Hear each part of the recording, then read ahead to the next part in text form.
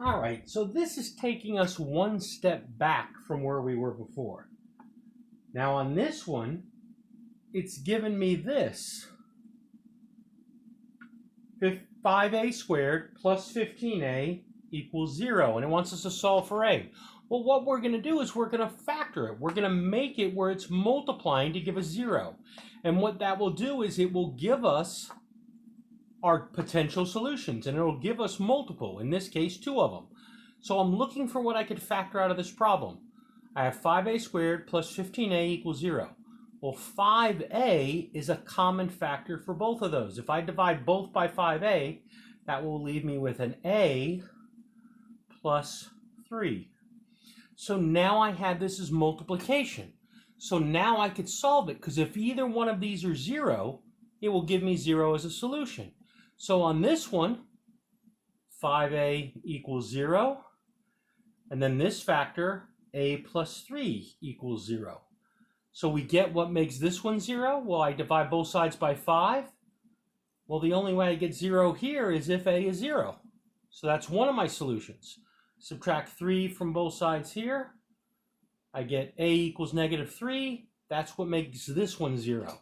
So if I put 0 in up here, I have 0 times 3, which gives me 0. If I put negative 3 in, that would be 0 times negative 15, which gives me 0.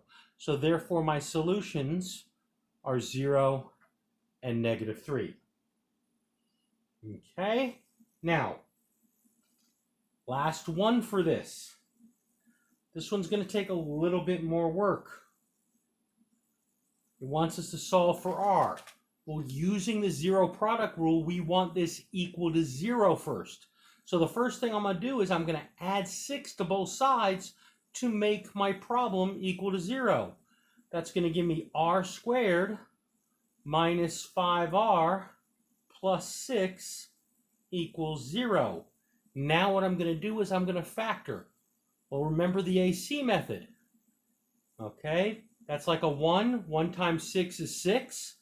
What do I multiply by itself to get 6 and add to get negative 5?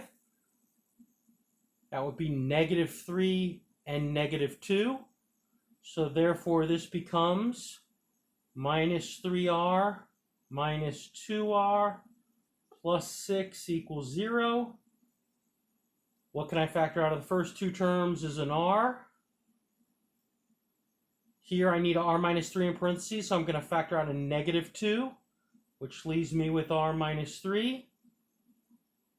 And then my final factored answer, I have r minus 3 in both of these.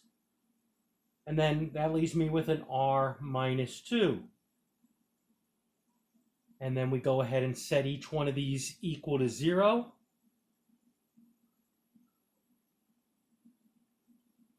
So solving this one, I add 3 to both sides. I get r equals 3. I add 2 to both sides. I get r equals 2. So my answers are 3 and 2.